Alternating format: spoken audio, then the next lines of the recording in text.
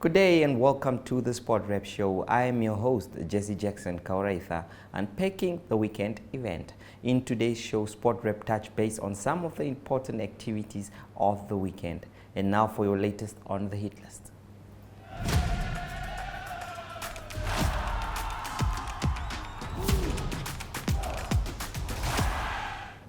Namibia School Sports Union Interim Coordinator Rocha Kambatuku believes an amount of 10 million Namibian dollars will be able to help restore school sports at all age levels.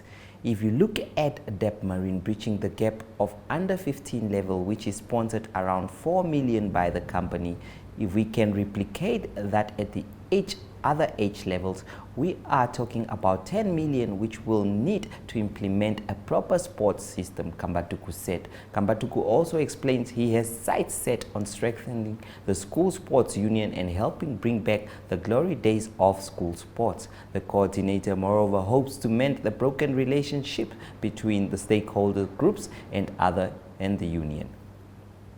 The Zone 4 Schools Individual Coastal Chess Championship Volume 6, which was hosted by the Coastal Chess Association at Namib High School in Swakopmund on Saturday, was a sweeping success. All participants played 7 rounds with players as young as 7 years old taking part. Rachelin Casiona, who took first place in the Under-19 female division, said that she is very proud of her achievement. The weekend drop is up next. But first, let us visit the marketplace.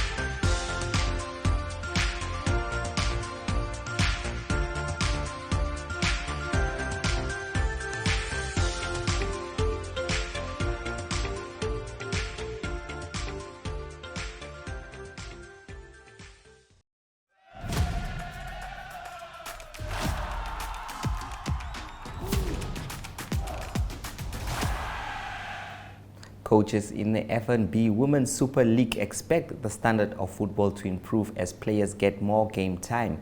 The FNB Namibia Women's Super League is picking up steam as teams played their second and third matches of the season. Some of the teams, however, once again suffered heavy defeats, conceding over 6 goals in a single match. This was the case during the first weekend when some clubs conceded the same number of goals. The high-scoring victories and defeats are, however, expected to drop as the season continues. Namib Daughters coach Rian Mati said he expects the players and team to improve going forward. His side lost 5-2 to Commerce Nampol FC on Saturday after an intriguing match at the NFA Technical Center in Windhoek.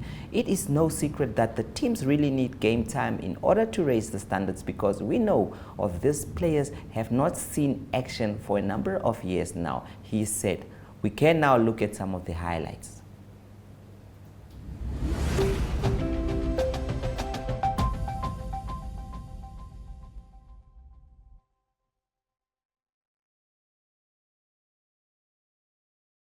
This is the FNB Women Super League live on NTV.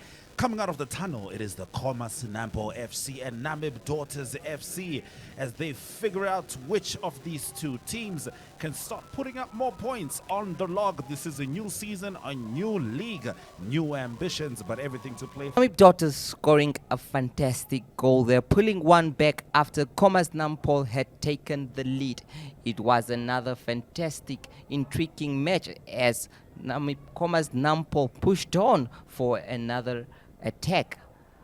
Another attack from Commerce Nampol FC with a beautiful goal scored by Amutenya in that one to put her team in an unassailable position. Commerce Nampol with another brilliant run here and slotting a cool finish coming up against an experienced team. This was another goal that was scored by Commerce Nampol FC. Not enough. There she looked once at her whistle. She's going to blow it. It is game over. And that's the game. And the victory belongs, that is to Commerce Nampol FC, winning this one by 5 goals to 2, courtesy of goals by Helena Shumba, and that is Amutenya Faustina. We also had goals, that is by Marisa Gavanas and Sonia Swartboy. Yes, it is the coin toss between, that is, 2 teams that are coming off the back of a victory last weekend. We really anticipate for a big one here. It is the last match of the day, and Bile.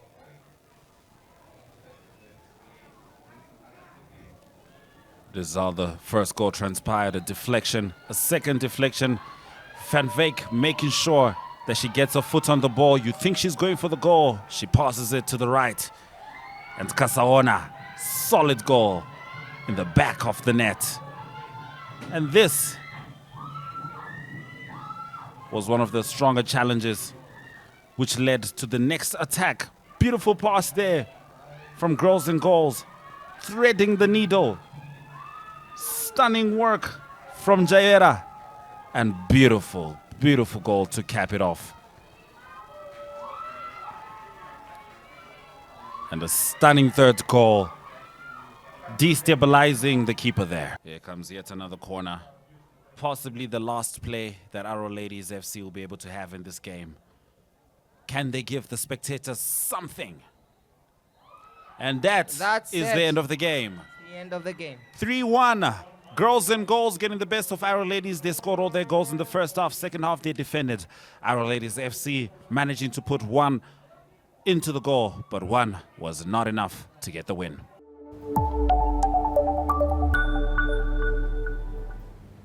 Namibia finally broke the stronghold that the United Arab Emirates had held over them 6 ODI clashes since 2020, winning their one-day international at the Dubai International Stadium by 7 wickets on Saturday.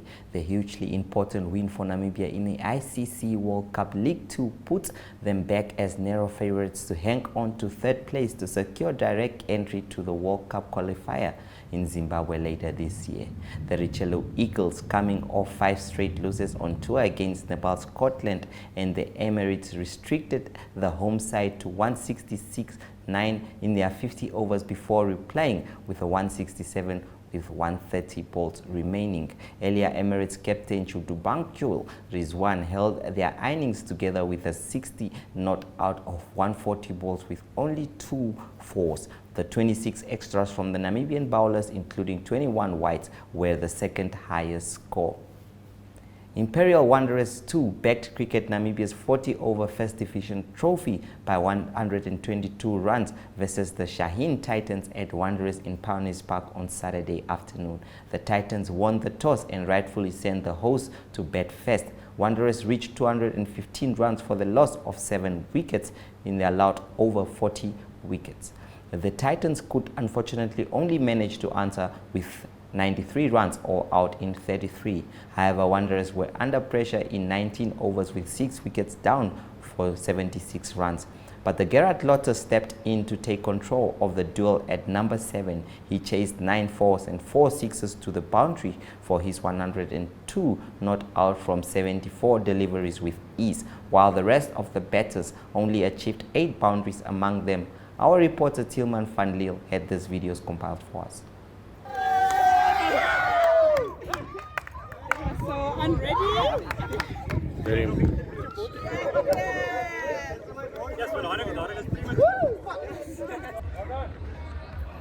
Wat 'n vraag vra jy my, moeilike vraag.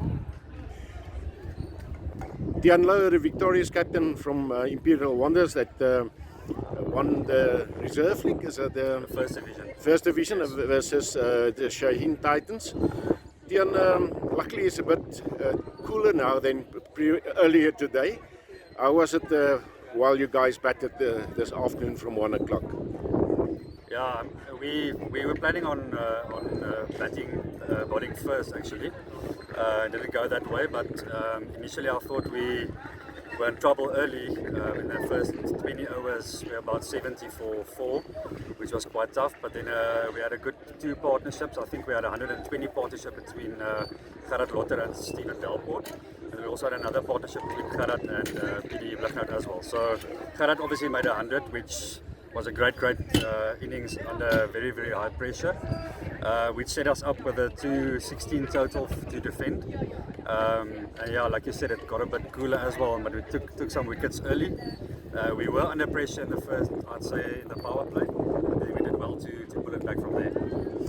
Yeah, besides Gerard's cramps that he got halfway in his innings of 100 and 102 not out. Yes. He played very well. He had excellent knock, timing of all, quite a few 6s and 4s, taking the game away from the Titans. Yes, I mean if you look at the innings, most players struggle to get it to the boundary, timing the ball. So he did very well. He played like he played on another wicket, which obviously gave us a lot of momentum going into the bowling innings after that knock. So that for himself and for the team, and then for the change room was a big momentum shift going into the second innings. Okay, Tian, with this league done and dusted, what's up next for the club? Okay, so this was a 40 overs. So we've got the 50 overs from the Premier League playing final next week, Wanderers versus VRS, if I'm not mistaken. And then they've already started with the T20 league this weekend as well. So we'll be continuing with that. This team will play their first game next week, Saturday and Sunday, and the finals will be the week thereafter. So hopefully we can make it a double win for the season. Tian, thank you very much for your time, and good luck with the rest of the season. Thank you so much. Thank you, guys. Namibian cyclist and top mountain biker Alex Miller proved once again why he is one of the best after a resounding gravel and dirt series win at Lake Wanap over the weekend. It was the first Hollard Gravel and Dirt MTBX ride of the year, with more than 150 cyclists showing up for the prestigious event. Familiar faces and well-known cyclists graced the event with their presence, with excitement building in what is expected to be a competitive Hollard Gravel and Dirt Series season. The elite women's category saw Monique du Plessis finish ahead of the pack in a time of, that is, 3 hours, 20 minutes and 39 seconds. The NTV crew was at Lake Wanap and produced this for us. Enjoy. Okay, well, we are joined by Christian van der Westhuizen, who just did the 35-kilometer race that is here at the mountain bike Hollard series that is. Zeg over mij, hoe het je gevoel vandaag? Dit was baie lekker, maar er was 'n paar challenging stukke met die downhills wat so 'n bietjie weggespoel is deur die reën. Okay, was dit lekker. Ja. Okay, 35 kilometer is nie 'n grap nie. En sê gou vir my, fitness-wise, hoe het jy gekoop met dit? Ek het op so 'n paar stukke het ek so 'n bietjie gesukkel om asem te haal, maar eintlik fyn. En voorbereidings, hoe het jy voorberei vir die 35 kilos wat jy vandag gedoen het? Ek het maandag en woensdag het ek so 'n bietjie gaan ry en toe het ek vandag kom reis. Okay, en om eerste te kom, hoe voel dit? Dit voel baie lekker. Okay, well, nee, baie dankie. Well, as you heard from the young man himself, only 15, turning 15 that is, he did the 35-kilometer race that is, and came in first place. Congratulations to him, of course. And well, do stay tuned, we still have more winners coming your way. Augustine, yes. Okay.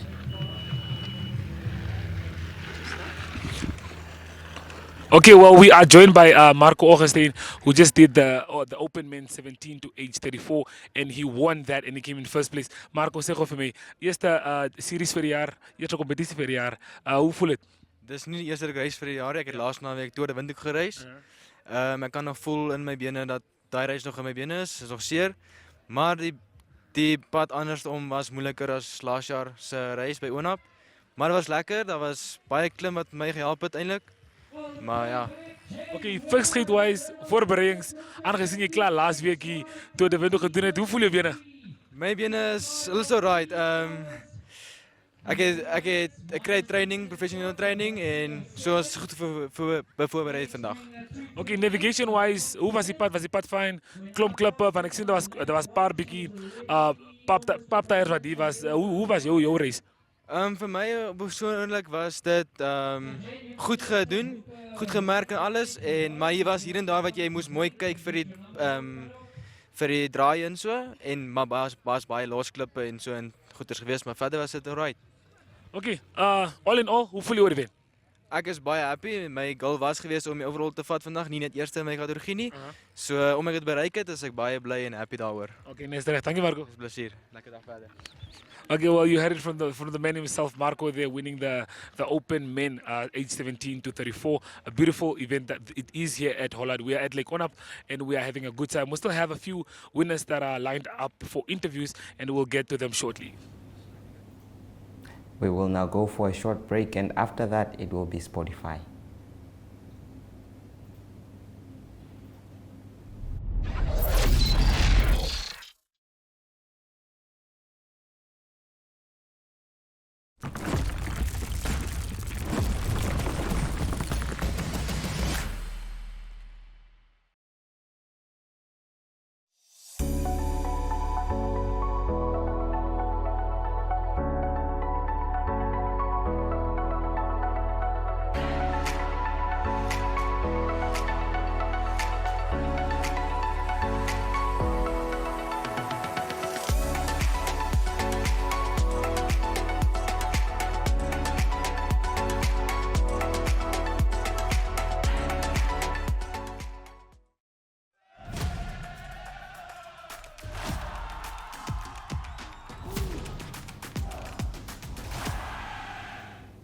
The FNB Schools Mountain Bike League took place on Sunday. In the adult men division, Hans Tutoit 50 took first place in the race and was named the best overall rider of the event hosted on the outskirts of Swakopmund.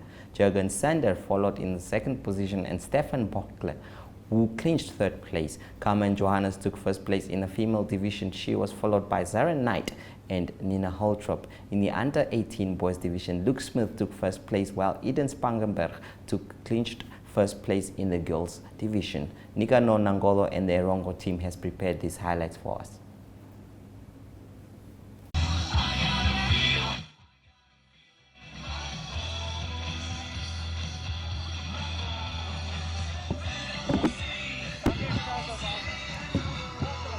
Hans de Toey, I'm the national coach of Namibia.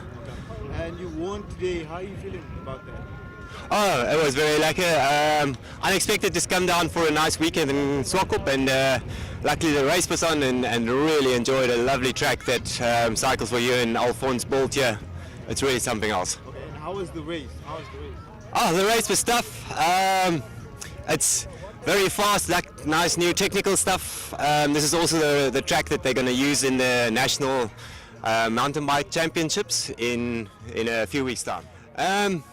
I'm also, like I said, I'm a national coach for Namibia, so I've got a lot of kids that's technically better than me, so I follow them sometimes. But yeah, we try to teach the kids from a young age to do all these funny jumps and drops and things, and it makes it just so much more fun. Well, yes, there's a lot of nice stuff happening here in Swakop and at the coast.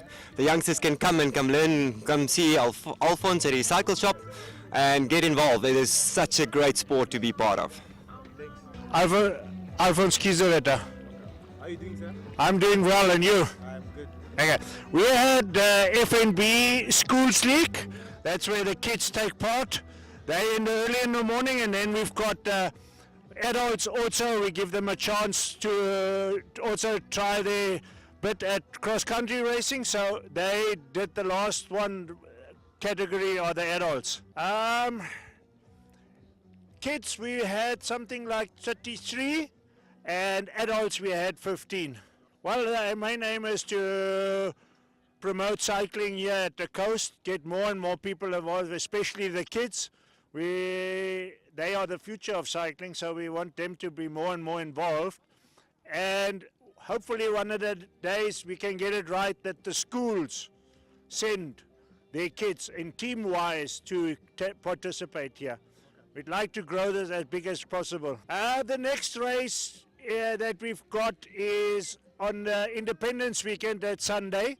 Same story, but we're going to hope that because of it being a long weekend, that we get some Windhoekers and some other people from around the country to come and join us.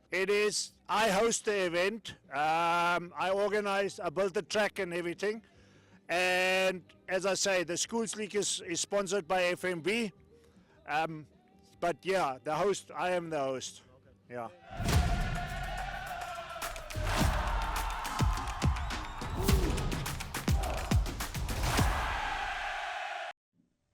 Good day everyone, time for international sports news, starting off with tennis news. First it's on the WTA, the women's tour, and it was a Dubai duty-free tennis tournament that was played, and it was Barbara Krejcikova with a big result, beating the number 1 seed Iga Swiatek in the final.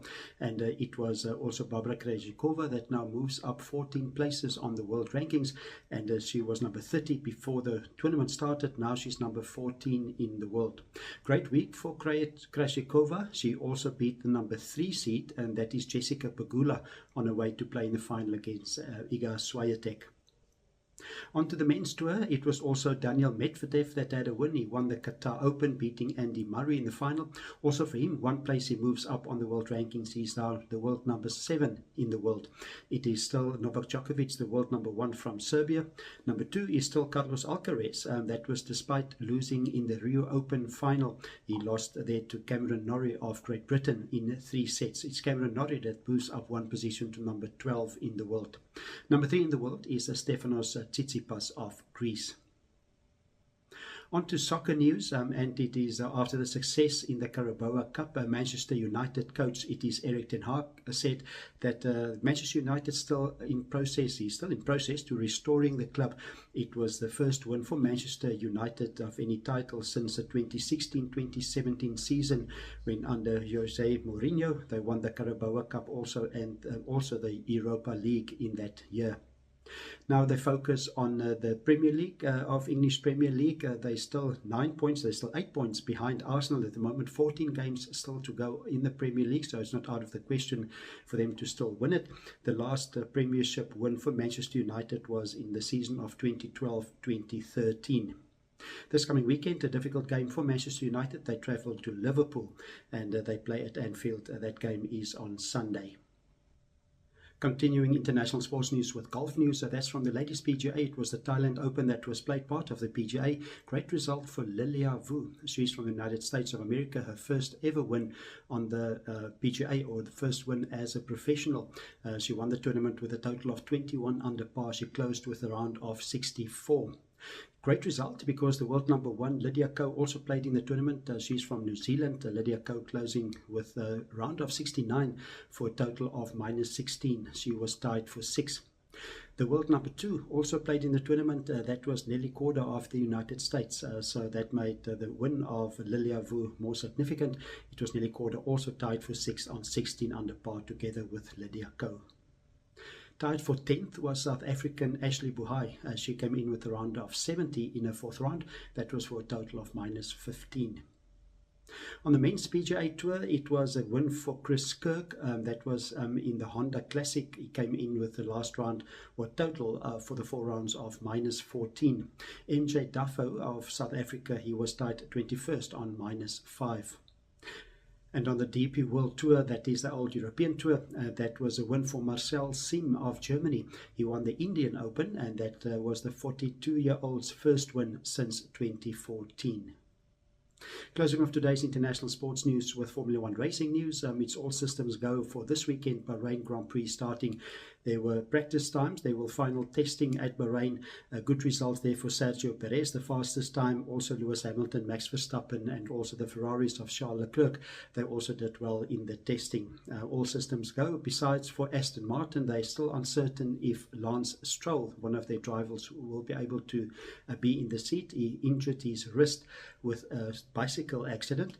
So at the moment there's speculation that even Sebastian Vettel might make a comeback from retirement, but indications seem to be that the test driver Felipe Drugovich, he might be the one that will be in the seat for the first race on Sunday. That's the Bahrain Grand Prix with the Formula 1 starting the 2023 season. That's international sports news for today. Hope you have a great sport day, and we talk again tomorrow. Goodbye.